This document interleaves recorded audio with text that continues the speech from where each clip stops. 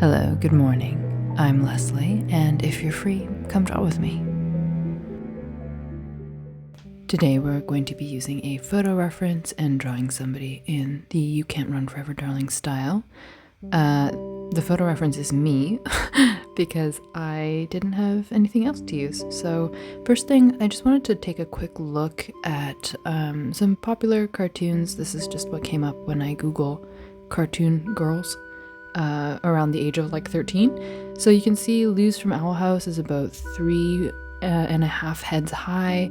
Star from Star vs. the Forces of Evil is about 3 3/4 heads high. And then Chihiro from Spirited Away is about 4 4/5 of a head tall. So usually with cartoons, cute kid cartoons, you'll see that the heads are quite a lot bigger than normal proportions. Credence herself in this style is about 5 and a bit heads tall.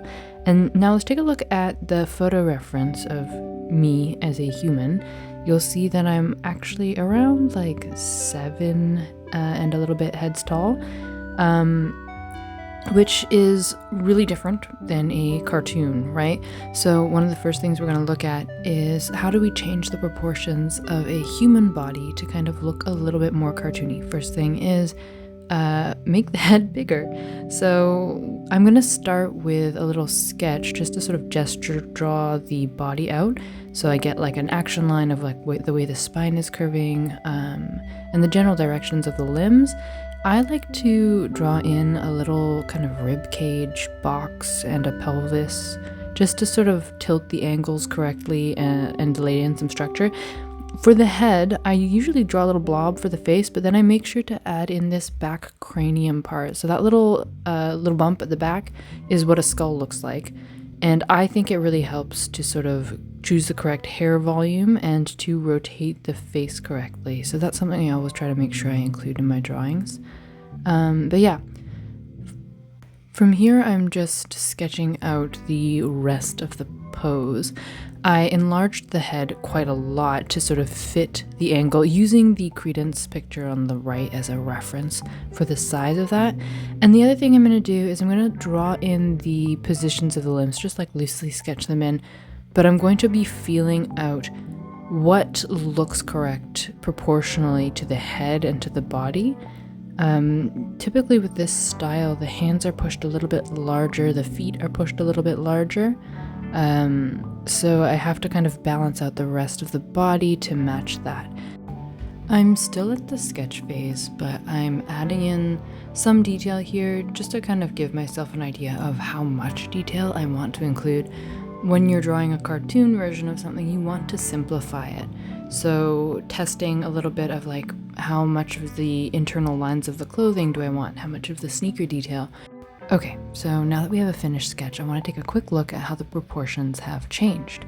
So in the photo reference, the head size has actually almost doubled, and you can see the hand size has increased quite a bit, as well as the forearm to accommodate for the size increase of the hand. You can see the shoulder joint has actually decreased quite a bit in size in the cartoon version, so the shoulders are narrower. The arm girth is smaller on the shoulder, the upper arm, but larger in some ways on the forearm. That's just a stylistic choice I made. These sneakers are almost the same size, but in proportion to the actual full body, they're quite large. I'm going to go in and start the final line sketch. I typically draw quite rough or loosely. I don't mind erasing and kind of leaving little bits and pieces in the ink work. That's fine with me. So with this particular style, the You Can't Run Forever Darling style, the eyes are just little circles and they have sort of sketchy marks around. I usually do that by drawing the circle a couple times, erasing a little bit. It just gives it a nice rough look. And then with this style as well, the hair usually has like some lines that show the direction that the hair is moving. And there are harsh black cast shadows. So you can see I usually go in after I finish drawing something and I'll add in those little hard shadow lines at the edges where things would have a dark shadow. So like under the chin, under that hat brim. Yeah, so at this point I just continue to sketch out these lines. I think it's really important when you're doing a cleanup sketch over top of like a rough sketch, that you try not to be too clean, at least for this style. I know that there's like some really beautiful clean vectory style drawings. I love that look, but for this style in particular, it's all loosey-goosey. So draw, erase, leave little bits and pieces in there. I think that's all fine. Sometimes I even go in and I add some rough scratches here or there just to like remind myself to keep it loose, because it should stay pretty flexible and easy. I find the cleaner I work, the more like uptight I get about stuff, so I actually really enjoy working in a loose style like this. Okay, I've turned off the sketch layer, so now you can see the clean lines. And from this point, I'm just going in and I'm adjusting things to make sure that they're actually reading okay. I like to flip my drawings horizontally. This is like an old art hack. You can use a mirror if you're using like traditional mediums like a sketchbook, or just flip your canvas horizontally or your selection horizontally. So you can kind of see it with fresh eyes. You can kind of see what looks wongly and fix it. So that's what I'm doing here. I'm just adjusting the eyes and mouth a little bit so it lines up a little bit better. Now I'm going in and I'm just doing a quick fill. I like to add a layer on top and then clip it to the layer underneath, just so I can like throw on some gradients, especially with the skin. I just like to throw on a quick gradient to give some variation. Throw on a little bit of blush with a blurred edged brush. And then I usually will just take the skin color and make it a little bit more red and darker, and that's what I'll use for a lip color. And with hair, like the photo reference is like a super dark brown. I've actually lightened it a little bit up in the coloring of this just to make it a little bit more appealing, so we can see that there's something there. I didn't want to go strictly black. And I think this is a style choice as well. You don't have to use black. It can look really cool when you switch blacks to like a specific value, like a gray or a brown. It can add some cool texture. At this point, I'm just going in and I'm filling in the different areas of clothing and stuff. I tend to create new layers and clip them to like that skin base layer. I don't know why. I think it's just easier to work with. I think it's like an old production habit. From working in like layout and animation and having everything separated into a million layers.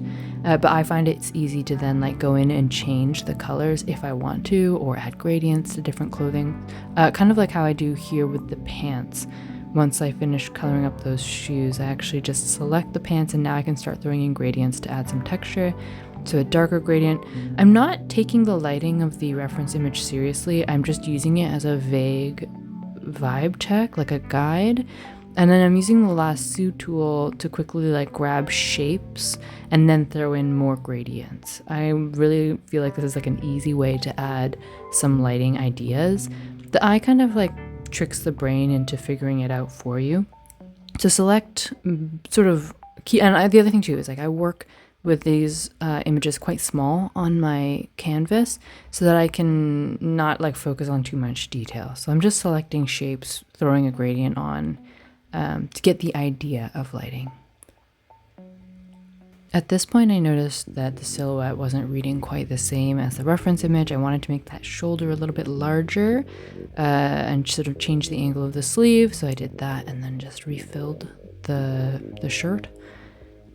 And here I'm just adding a gradient underneath the brim of the hat to throw some shadow onto the face. I wanted to quickly talk about simplifying shapes here. The hair in the reference picture is a mess. I know what was happening with my hair because it was on my head at the time, but basically it was in a loose bun. So using that information and just in simplifying the shapes, I came up with that little shape there. And I think it has this kind of swooshy, appealing, cartoony look. But I think that's something you kind of have to make a decision about, like, what is the hair actually doing? Don't just draw in a blob. Think about the hairstyle, what is going on there, and then simplify that into shapes. For the glasses, I'm just doing a quick circle, 2 circles and the connecting lines, and then I'm throwing some gradients on, including a sort of blue gradient just from the top down. It doesn't completely cover the whole lens, it's just off that top section, and then I changed the opacity to something really low so you can see through it. Now I'm drawing in shadows in purple. These are on their own layer, and I basically go in and draw them in like this, like wherever the light would cast a shadow, I'm drawing it in this dark purple color that I'm later going to switch and play around with the blending modes. But for now, I like to leave it as a completely opaque purple. It's just easier to see, easier to figure out what's going on. Then I just switch the blend mode to multiply and lower the opacity to whatever looks right. From here, I like to group all of the layers of that drawing and then clip some layers on top of it so I can add in some colored gradients. I usually go with like a deep red or a yellow to simulate like sunlight, and then I play with the blend nodes on that and the opacity of each layer just to add a little bit of color variation.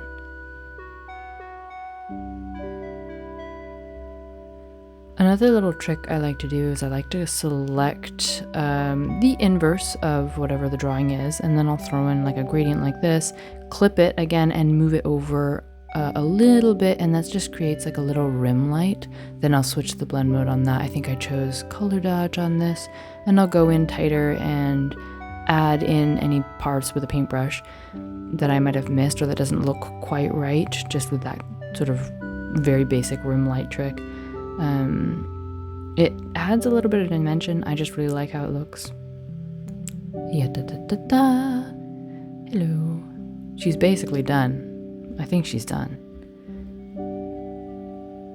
So let's compare the 3 people images. You can kind of see the combo of both of those styles in the middle there. Like, it looks the same as the drawing. Like, you can see that it was referenced from that reference image, but stylistically I could see this drawing fitting in with Credence and Company in You Can't Run Forever, other than the clothing style, obviously. Let's take a quick look at how tall this character is in heads high. So it's about 1, 2, 3, 4, 5 and a little bit heads tall. So similar to Credence herself and the Chihiro thing, those are like the closest ones. And yeah, that's pretty much it. I just wanted to show like what drawing a photo reference looks like in the You Can Run Forever Darling style. Thanks so much for watching. If you'd like to, you can like and subscribe, and I think there's a Patreon link somewhere below. Also, other social media links. And yeah, thanks to all the patrons who have signed up so far. You guys are great.